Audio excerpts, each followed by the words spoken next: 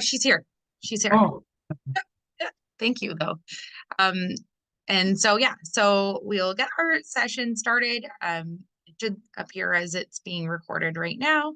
And I first off just wanted to give you a little bit of an orientation and welcome everyone to our DARAO speaker series, Navigating Anti-Discriminatory Practices in Healthcare. Now, for those of you who are new to DARAO's speaker series, DARAO stands for the Decolonization, Anti-Racism, Anti-Oppression Committee at the Arthur Labatt Family School of Nursing and Fanshawe collaboration. And DARAO aims to decolonize the School of Nursing's policies, programs, and practices to create an inclusive environment that challenges colonial ways of knowing and doing in nursing education.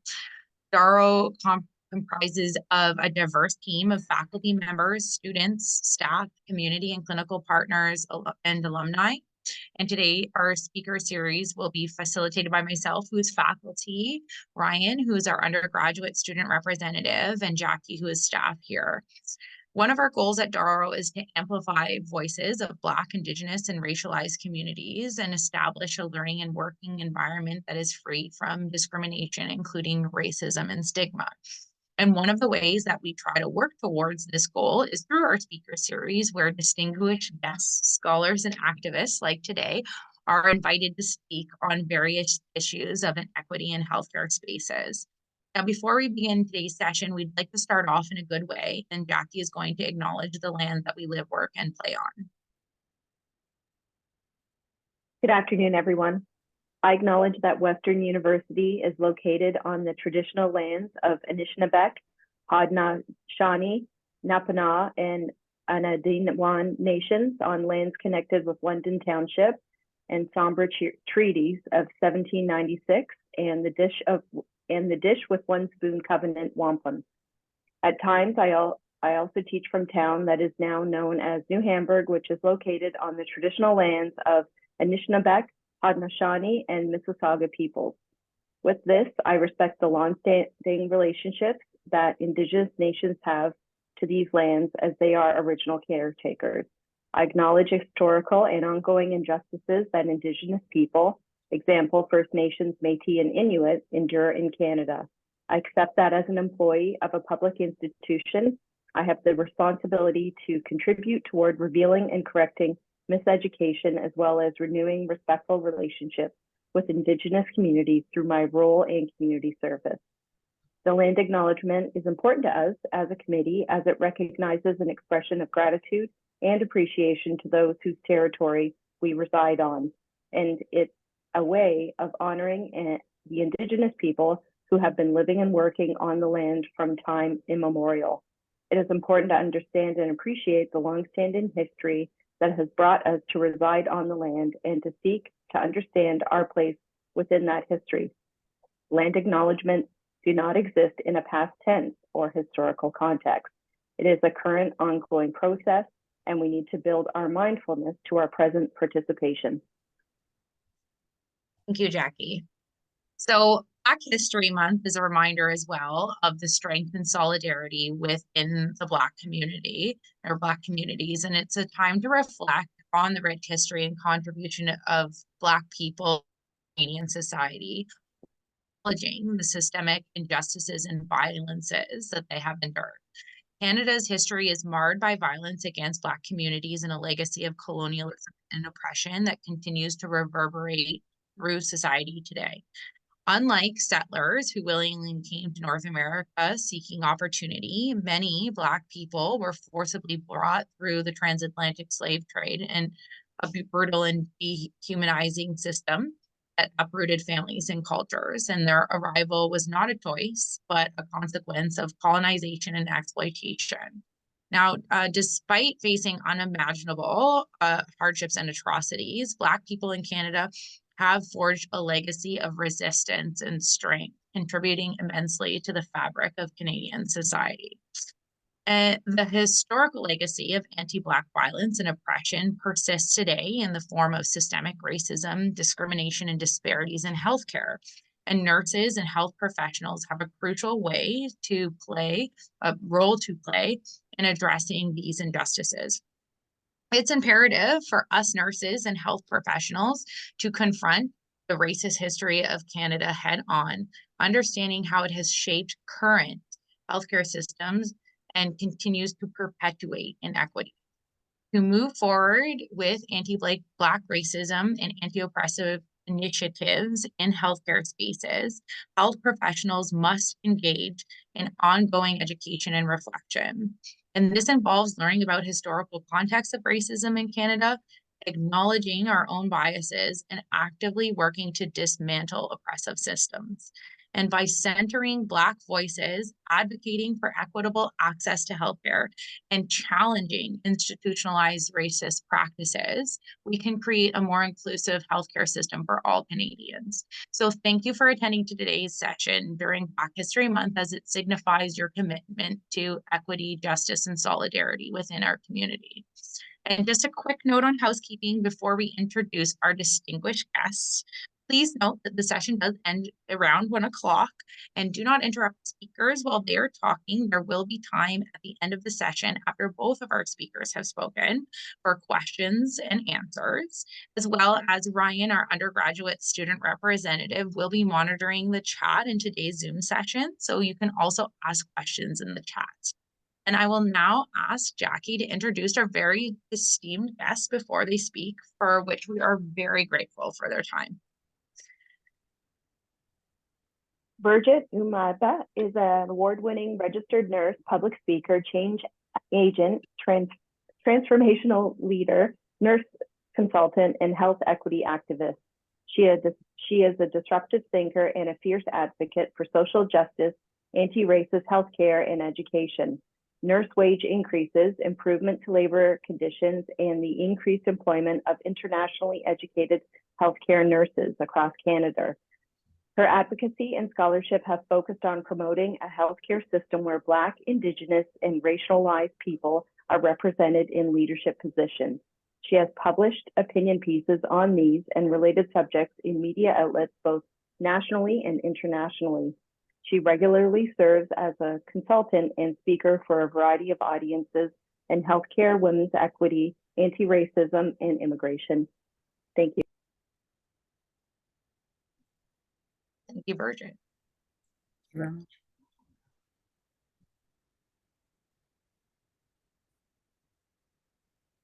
Do you need to share your screen? Oh, okay. Go ahead with my presentation. So I wasn't go sure. ahead. Oh, yeah, absolutely. Thank you so much for that introduction. And I feel really honored to be here today. And I do know that we have under 40 minutes to have a conversation. So thank you very much. You've heard I like to position myself in spaces before I speak, and I see this as an opportunity for us to learn together. I am Nigerian, Pan-African, and Black by identity, politics, and power. I navigate this world as a Black, cis-able-bodied mother and wife. And my critical approach to nursing and healthcare is Afrocentric. So when I step into the nursing profession, I do so as a Black woman. And as such, it is my goal to dismantle all forms of anti-Black racism within my profession. As a Black nurse, my mission is to sit at a table that has power. And because I refuse to be a checkbox just for one organization to applaud itself on having hired or included, in quotes, a Black person. We say representation matters because historically people like me have been excluded. So far in my career, I've managed to create my own table through finding my voice in advocacy. Black history for me is every day because I'm Black every day. And I would quickly like to share my screen right here. 1 second. So I'm not the only one talking. There we go. All right.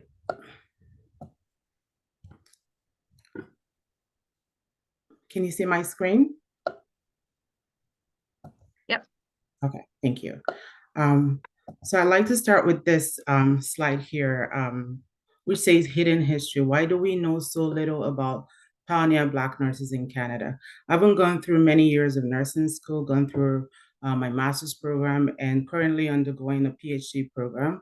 There's so much I did not learn about Black pioneer nurses, and I'm always amazed at the names I come to encounter. Just last year, late last year, I encountered the name Mary Seacole. I was really shocked. I'm like, who is she, or who was she, and where is she coming from? Mother Seacole? Oh wow. I had never heard of her throughout nursing school, and her legacy to me is way more important than Florence Nightingale's. But why didn't we hear of her? And then and she was a Black woman. So why so much hidden history in nursing? And I came to discover this article through a class that I took, Beyond the Glass Wall, the Black Canadian nurses between 1940 and 1970. This was written by Karen Flynn. She's an African American scholar. She actually did her research on Black Canadian nurses and how the history came about, and how they were denied entry and admission into nursing schools. So a part of the article that I highlighted here, at one point when Canada refused admission to Black nurses, a lot of them had to go to the United States in order to be able to study nursing, and eventually came back to Canada to practice. And when Canada eventually started admitting Black nurses, at the same time when Queen's University in Kingston, Ontario, had banned Black medical students. That was like in 1919, had banned Black medical students from medical schools.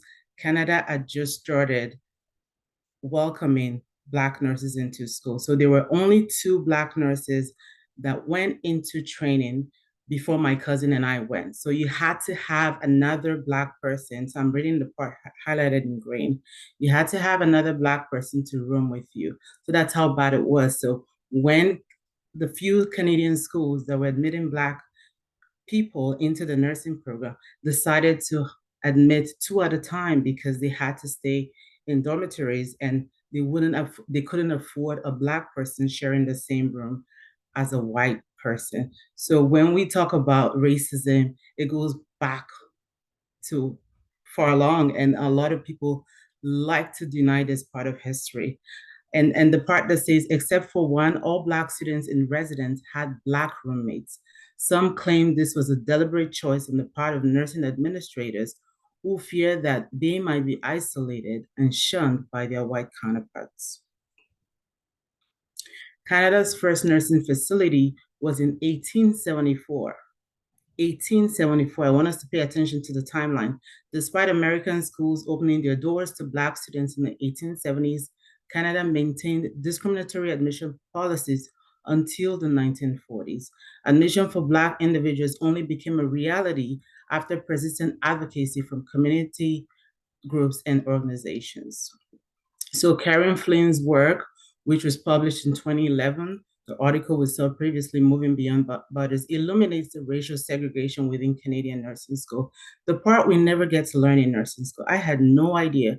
My 4 years of undergrad, my 2 years of master's, I had no clue that Canada had such history within the nursing profession. So the nursing pioneers, we do not learn about some of the Black founders like Ruth Bailey, Bernice Redmond, Mary Seacole, and Gwyneth Barton. So Ruth Bailey and Gwyneth Barton were the first Black nurses to earn a nursing diploma in Canada, and they graduated in 1948.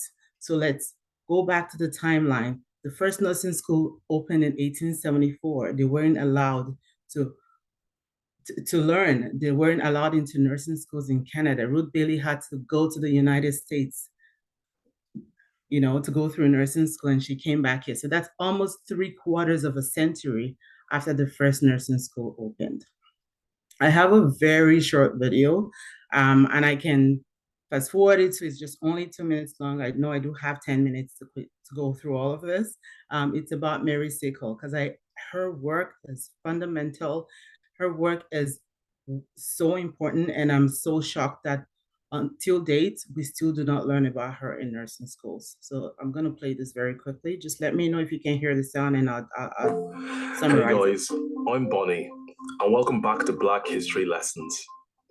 Today I'm going to tell you all about the icon that was Mary Seacole.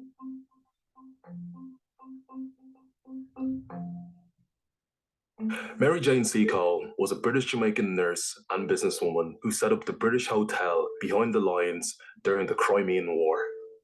Born Mary J. Grant in 1805 in Kingston, Jamaica, her father was a Scottish soldier in the British Army, and her mother, who ran a well-known boarding house, was a mixed-race woman respected for her medicinal skills.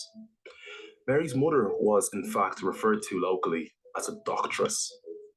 When Mary was born, African enslaved people made up much of the island's population. However, like her mother, Mary was born free. By the age of 12, she was helping her mother run a boarding house in Kingston, where many of the guests were sick or injured soldiers. Mary's mother was skilled in traditional medicines and passed on this knowledge to Mary. As well as this, Mary also learned a lot from the army doctors staying at the boarding house. On hearing the news of British soldiers going off to Russia to fight in the bloody battles of the Crimean War, she wanted to help. Off she went to the War Office in London to request to join Florence Nightingale and her team of nurses treating wounded and sick soldiers in the Crimea. Sadly, Mary was turned down. In 1855, she set off to the Crimea in a ship stocked with medical supplies. She arrived to a terrible state. Many of the soldiers were cold, dirty, and hungry, and those that were sick and wounded weren't being properly cared for. She decided something had to be done, and so Mary opened a British hotel near the battlefields. But this wasn't the kind of hotel you'd expect to stay in on your holidays. It was basically a hut made of metal sheets where soldiers could rest and buy hot food, drinks, and equipment. Mary used the money spent there to help treat and care for sick and wounded soldiers. As well as treating soldiers at her hotel in Crimea, Mary would also visit the battlefront on her horse, taking sandwiches, drinks, bandages, and medicines with her. Mary was so caring, she became known amongst the soldiers as Mother Seacole. Although Mary was very popular, she sadly still experienced racism. At one of her goodbye parties in 1852, a man made a speech to thank Mary for helping treat those who had been sick, but exclaimed that it was a shame her skin wasn't white, as it would have made her more acceptable. I'm gonna stop there. When I first encountered this video, I was shocked. I was at loss for words, because even though we did not learn about Mary Seacole in nursing school, a lot of students are still not learning about Mary Seacole and the pioneer Black nurses that informed nursing. And like Mary Seacole, we have Bernice Redman. She was born and raised in Ontario. She shattered barriers as the first Black Canadian nurse to practice in public health during the 1940s. And she's the first Black nurse appointed, she was the first Black nurse appointed to the Victorian Order of Nurses in Canada. Did I learn about her in nursing school? Did I hear anything about her? No. The same with Mary Scott, who hailed from Guelph. She could not study in her hometown and she had to move, just all because of the color of her skin. So their journeys, the journeys of these Black nurses, mark a pivotal moment in the broader push for inclusivity and diversity within the nursing profession. So when we hear diversity and inclusivity, there's a history to all of that. But we do learn about Florence Nightingale. And this brings the question of racism in nursing back to Nightingale. It is true that Nightingale was white and she only hired other nurses who were white. Her legacy is well known. From the very first day of nursing school, we learn about Florence Nightingale. And Nightingale, as we know, used a racist template to pick her nurses, but it's the people who ran with her legacy, right? So even though her practice was consistent with her time, but how have we informed people as of date? How have we informed nurses regarding Nightingale's legacy? And how have we continued that legacy of racism within nursing institutions? So that is the question.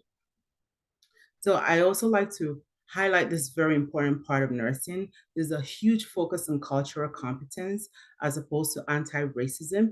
And I'd like to give a definition of anti-racism, which is from the Canadian Race Relations Foundation. Anti-racism is an active and consistent process of change to eliminate individual, institutional, and systemic racism. It's an active process and it's ongoing.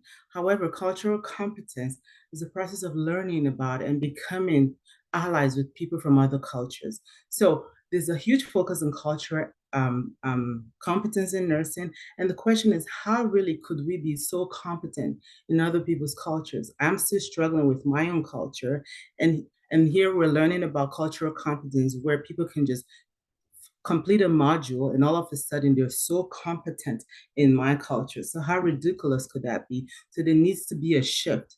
There needs to be a shift in the way we're thinking, the way we actually educate nurses on what it means to be competent in another's culture. Could we really be that? Or should we focus more on anti-racism? Because the focus on cultural education misdiagnoses the underlying problem, which is racism. We have to name it. It is racism oftentimes, and we have to work towards being anti-racist. And how do we do that? So instead of neglecting the real problem, which is racism, we ought to embrace it and actually see how to address it.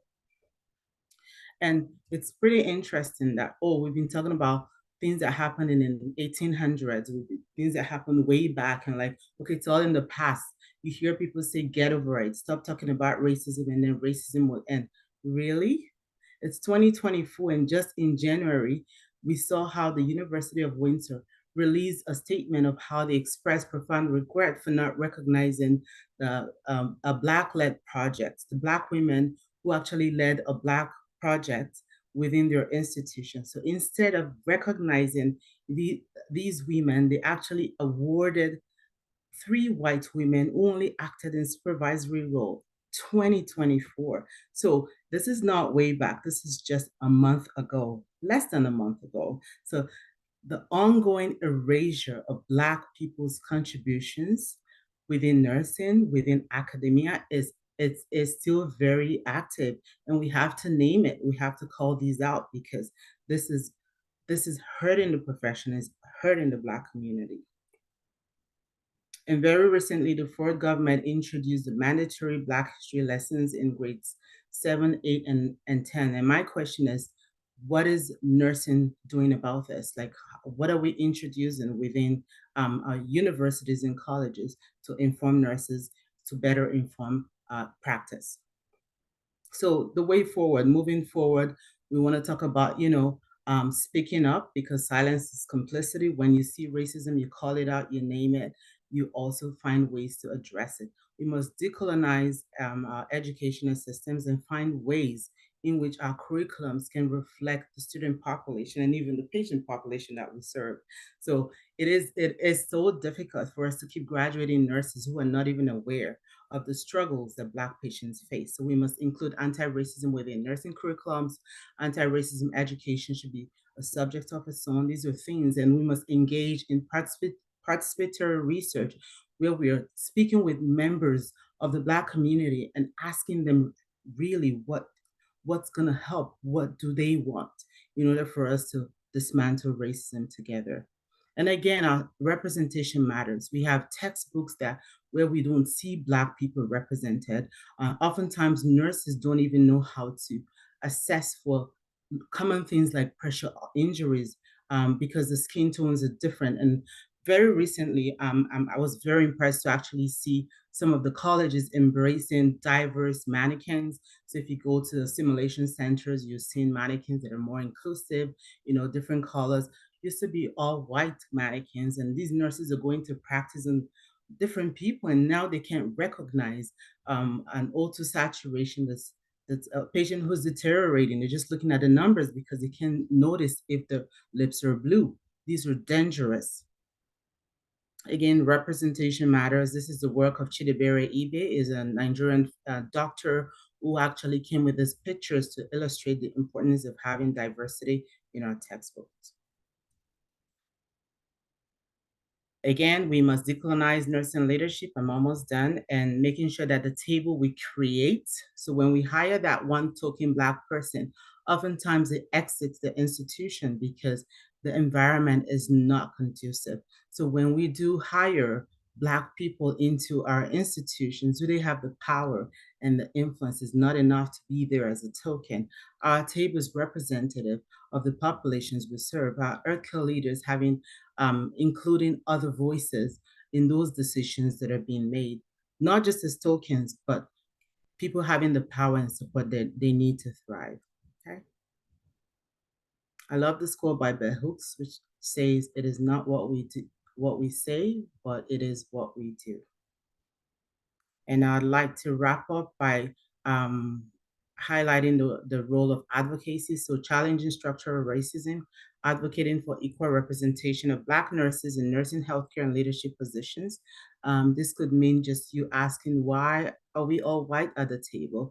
Oftentimes I go look at different board of directors in the different institutions and healthcare organizations, and I don't see diversity. We only see diversity at the bedside. So what are we doing? What are we talking about? Bringing about putting out statements every year and having events, but what have we done with all those events we've had in the past? How have we translated those into actual practice and policies that are reflecting what we're trying to fight for? And lastly, this quote by Coretta Scott King, which stayed with me after a presentation by a colleague of mine. It doesn't matter how strong your opinions are. If you do not use your power for positive change, you're indeed a part of the problem. Thank you very much.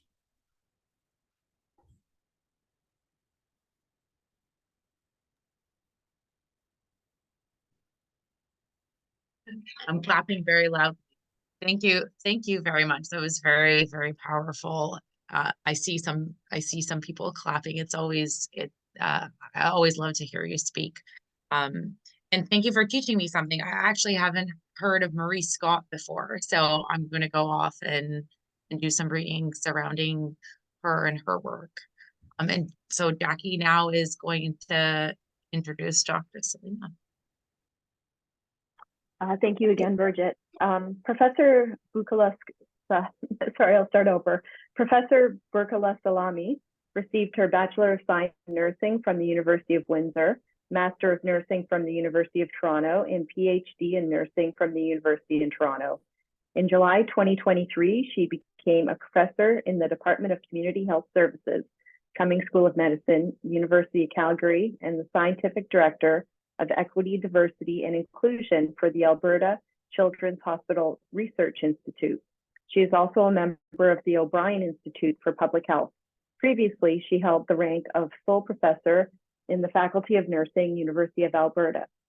She is the former Director of Intersections of Gender Signature Area in the Office of the Vice President Research at the University of Alberta, September 2021 to March 2023.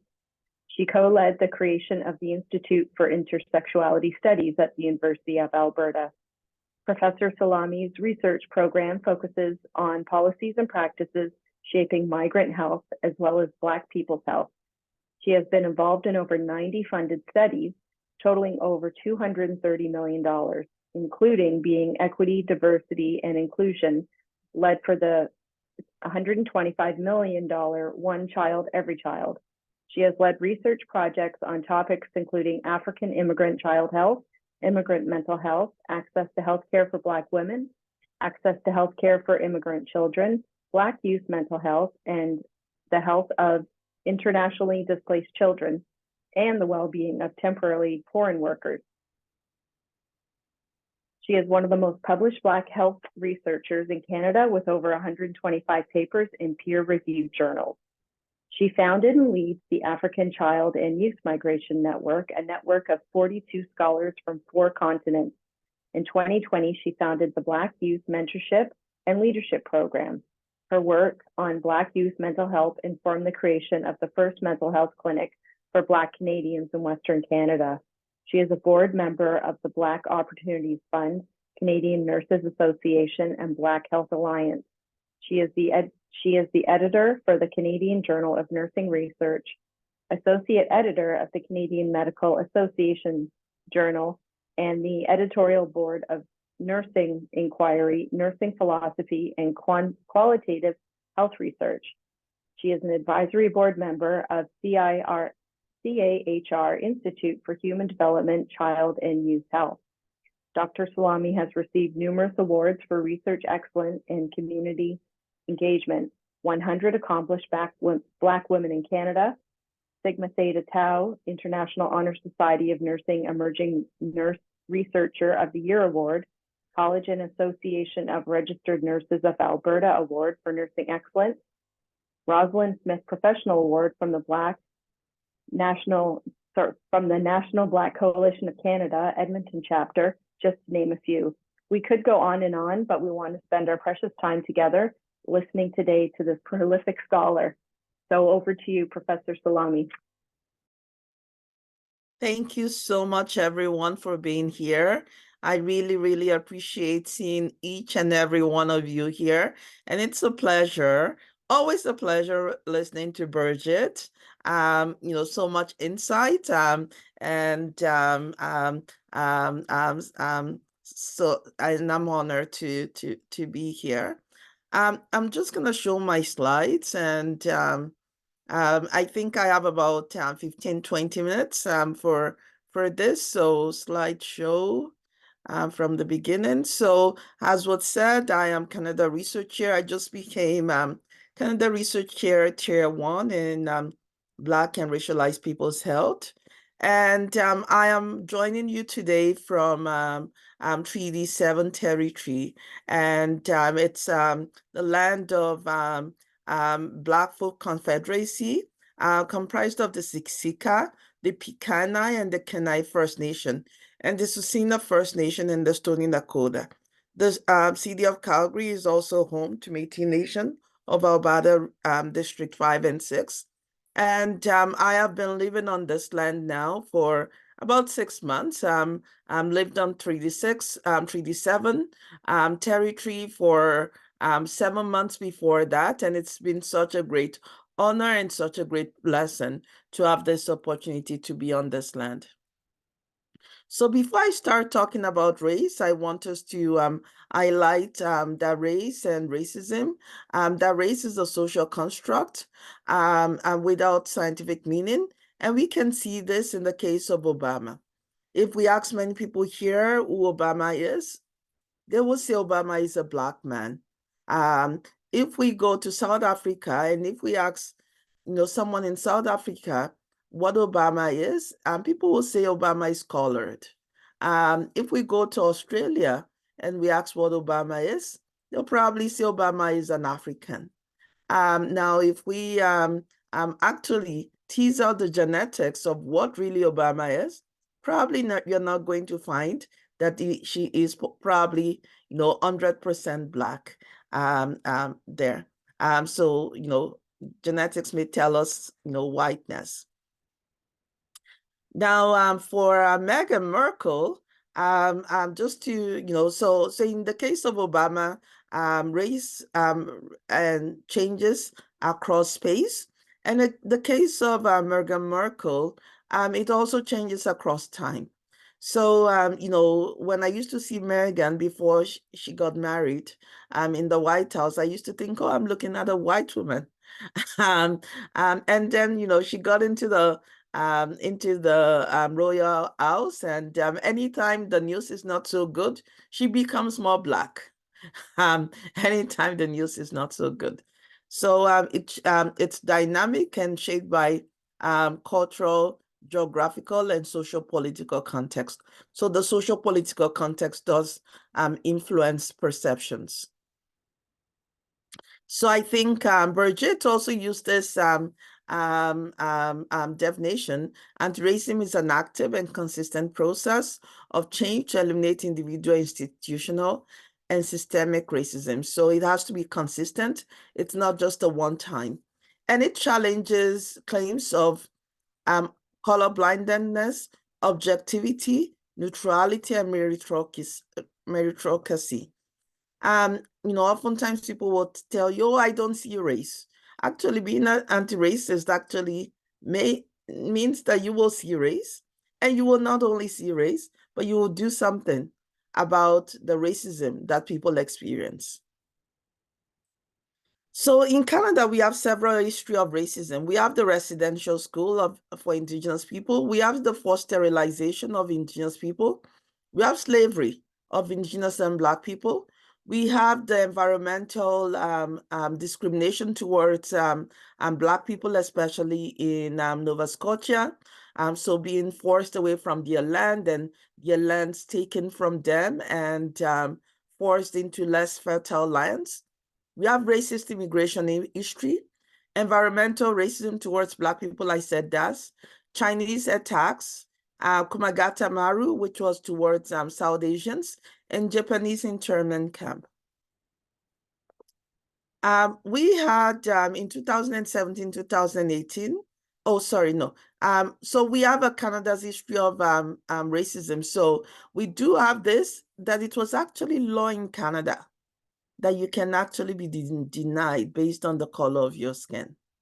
So we had a law in Canada up to 1967 or 1968 that prohibited at any specific port of entry of Canada of immigrants belonging to any race deemed unsuitable to the climate or requirement of Canada. So basically at that time, we had a few Black people coming from the US. And Canada was trying to really ban Black people from coming to the US. So this law was proposed, it went through. But I think after that, they realized, oh, maybe we've not actually tightened this up enough for Black people. And it was proposed in Parliament that the Negro race is deemed unsuitable to the climate and requirement of Canada. It didn't end up pass, but it had significant influences. So it didn't pass policy principle, but it did change societal attitudes and towards Black people in negative ways. We also have several histories of research atrocities with Black people. We had the Tuskegee syphilis study, and the Tuskegee syphilis study was, and that's a picture of the study, someone taking, blood work on Black people, and they followed them on the course of syphilis. But these Black people did not know that they were being followed for a specific disease pattern. And when some of them got syphilis, they were not told that they had syphilis and really made to suffer and also die, while the researchers did know that this was what was happening to these people. The Ella cell line was another one. So Ella was a young female Black woman that had cancer, and her cancer cells were harvested. Now, this is the cell line that has been used the most in cancer research. So a lot of the breakthroughs we have in terms of cancer research is because of this woman. But her family continued to live and while white people were making a lot of money from this woman's cell line. Her family did not even know that the cell line existed, and they weren't paid anything, and they were living in poverty. I think up to this year, there was no settlement or no compensation of the family. And then, of course, we had Sims. And Sims was a gynecologist known at that time, and probably still is, as the father of gynecology. And he would, do experiments on Black women without pain medication and slaves. So, this is, two of our quotes. I got 3 or 4 more to experiment on, and there was never a time that I could not. So always available, people to experiment on. At any day, I've had subject for operation, but my operations all failed. So he would do operations, failed operations on this woman, without, of course, their consent. And in another quote, Lucy's agony was extreme, and Lucy is a Black slave. She was much prostrated, and I thought that she was going to die. And after she had recovered entirely from the effects of this unfortunate experiment, I put her on the table to experiment, to examine her. In light of the United Nations Experts Commission on People of African Descent came to Canada in 2017 to examine the situation of people of African descent. They went to Ontario, Quebec, and Nova Scotia, and their conclusion is that Canada's history of enslavement, racial segregation, and marginalization of African Canadians has left a legacy of anti-Black racism and had a deleterious impact on people of African descent, which must be addressed in partnership with the affected communities. So the importance of partnering to address anti-Black racism. But in nursing, we still have, nursing is still like a cappuccino. If you go at the bottom ranks of nursing, you see much more Black people. And at the top, you see much more white people. And maybe we sprinkle a little bit of Blackness on the top to create an illusion. But this is currently what we have in nursing. We have more Black people at the bottom of hierarchy and more white people at the top. So if you go, for example, to personal support worker, PSW, people working on the unit as registered nurse, you see more Black. Now, if you looking at people that have their own offices and are nurses, you see much white. Now, this has implications. And the implications that this has showed up in the days of COVID-19 pandemic. So during COVID-19, we were seeing more Black people have COVID-19 in the early days. And in 2020, Statistics Canada has it that Black people are the highest age standardized mortality rate for COVID-19 in Canada. And one of those influences is because of racialized hierarchy in the workforce, both in nursing and outside of nursing, and the consequences of that. And racialized hierarchy influences the kind of contact that you have with people rather than being shielded in an office. So my journey and experience as a Black woman, this was a story written about my journey and experience in the newspaper, in the student newspaper. And I said there that one of the challenges as a Black African immigrant woman through academia is there aren't too many of us. It's difficult to get mentors. And mentorship, as I would say, is so important in being able to address anti-racism. There is, the research that has come out that about the effectiveness of education in addressing anti-Black racism. That education alone is not important, but mentorship can be so powerful. I also said the challenge of being a Black faculty member is because there aren't too many of us. There's a lot of demand from the community for our time. There's so much to do and there aren't a lot of people. And that is one of the challenges, even in academia, that when you have a few Black people, sometimes some faculties will hire 1 or 2 Black people, and they would expect that that Black person would actually change all the wrongs of 200 years in the faculty. Miracles are not as easy as happening. And oftentimes with little support provided to that Black person to be able to actually affect change. And also without recognition or reward or identifying how minority tax may impact on that Black faculty member. People don't look at me as the smartest person, and that is true. I go into the room and no, Bukola is not the smartest person. I do not fit into the stereotype of a white man dressed up in a suit. I tend to meet people and oftentimes I'm repeatedly underestimated, but this is and many of us Black people also know. I was on a podcast yesterday and I was telling people on the podcast, and the podcast is, to advise Black communities. I'm like, I have been conditioned to overwork. And I know for me to be able to actually be seen as equal, I have to overperform to be able to actually be seen as equal most of the time. So some of the research findings that I've had related to inequities and Black population, I interviewed a Black youth once, and the Black youth said, I grew up with so much internalized anti-Blackness. God, I hated myself. I wanted to be white so bad.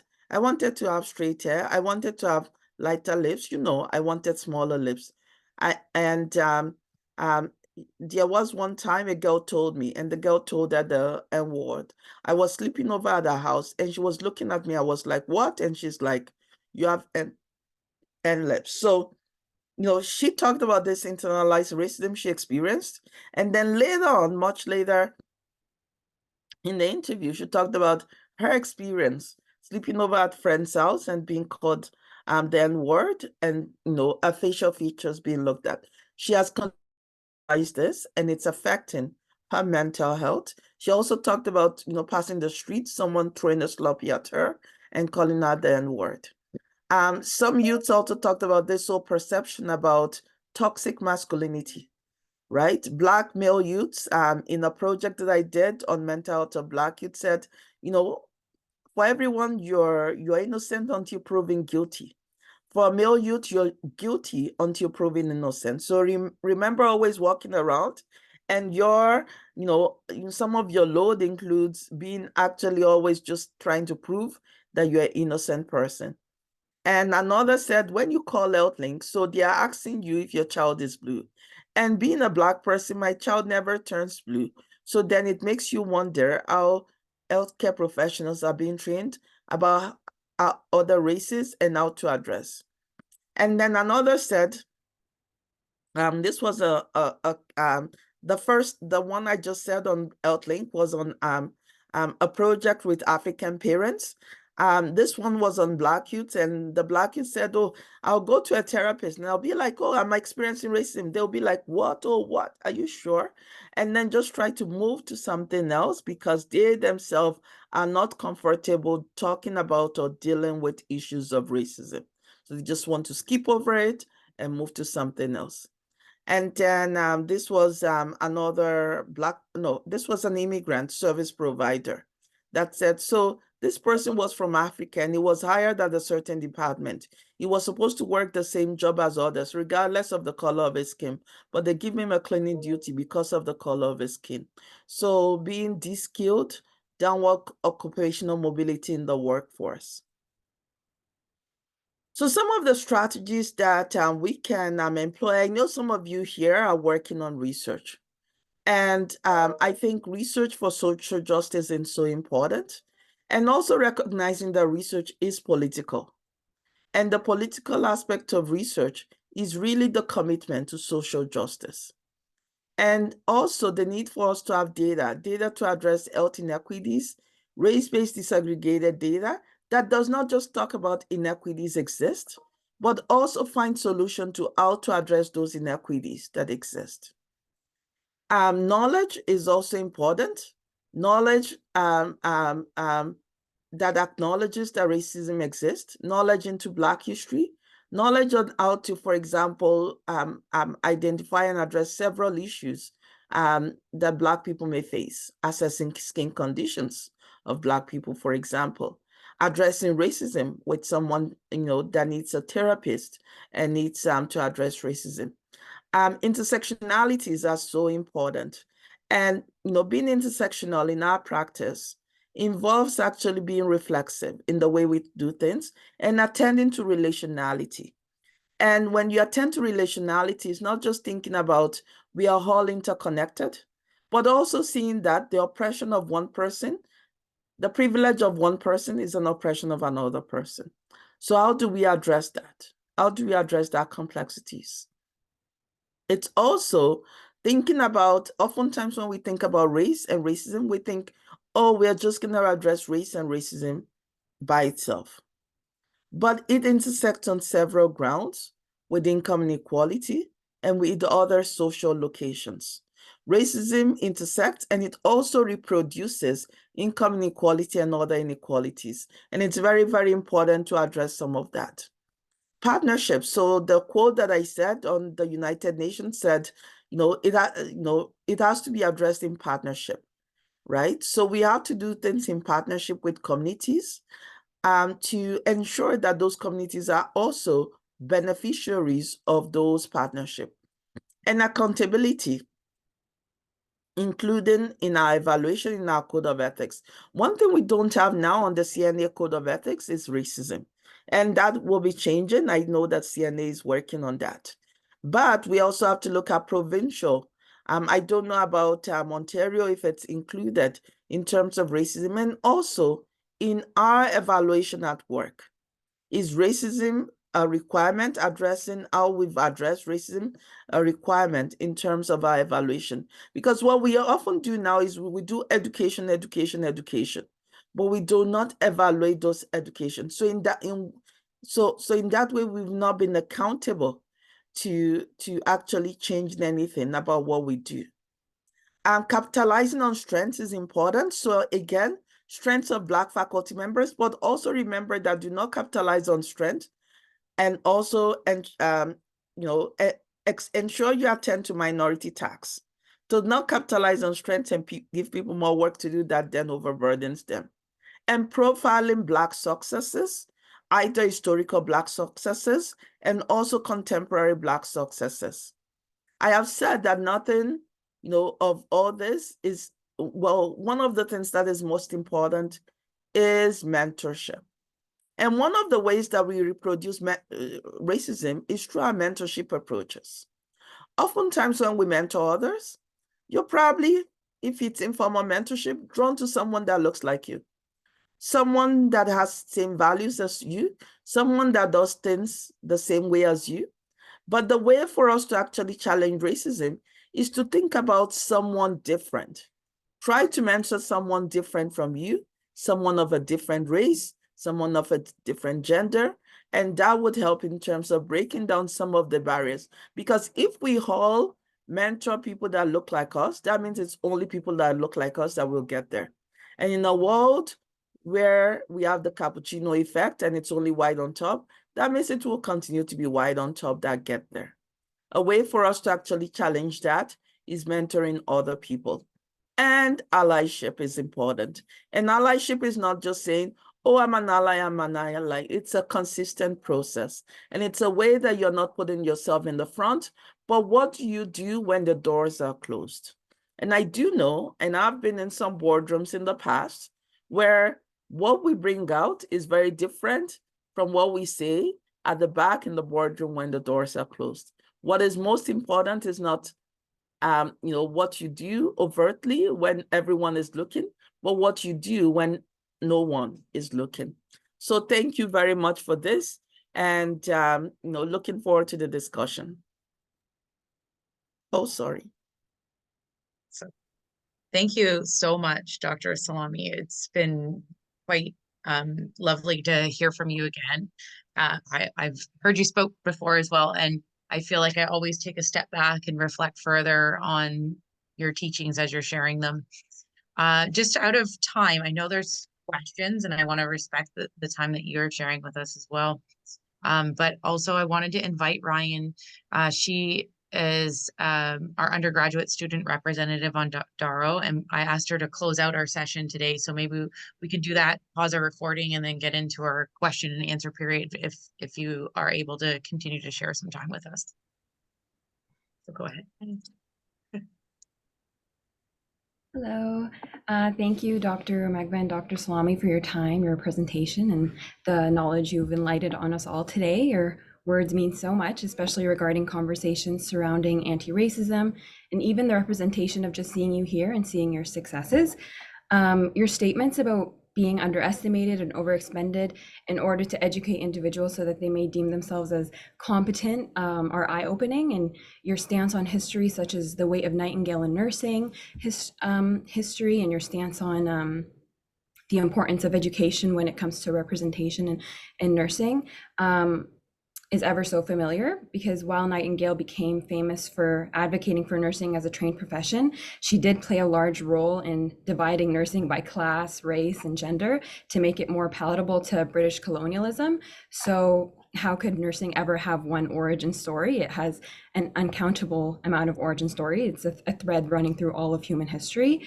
And if we're bringing up Nightingale in terms of nursing, we need to speak of nurses and pioneers who came before her, such as Mary or Mother Seacole. Also, the definition you both used of anti-racism as an active and consistent process of change also really spoke to me, because when you spoke of competence, competence is defined as the quality or state of having sufficient knowledge. So how can one have sufficient knowledge without the experience of discrimination and within that culture? So while you can be educated, I believe that can only take one so far. But in terms of what this tells me about my future as a nurse is that there are still challenges within nursing, especially being a Black nurse or a nurse of color, but there are conversations and spaces that I can be a part of, and people like Dr. Magba and Dr. Salami who are paving pathways for future nurses like me and even those who will come after. These conversations make me want to learn more, not only to protect myself as a future Black nurse and educate myself, but to make it even a little bit easier for those who are on their way here. So I thank you so much for your time. This was very eye-opening. Thank you for letting me be part of the conversation, and thank you. Thank you so much. Thank you so much for summarizing everything so beautifully, Ryan. I really appreciate you sharing your perspective as a future nurse as well. So I want to appreciate your time, but maybe we could open up the floor for one or two questions before this distinguished guests leave.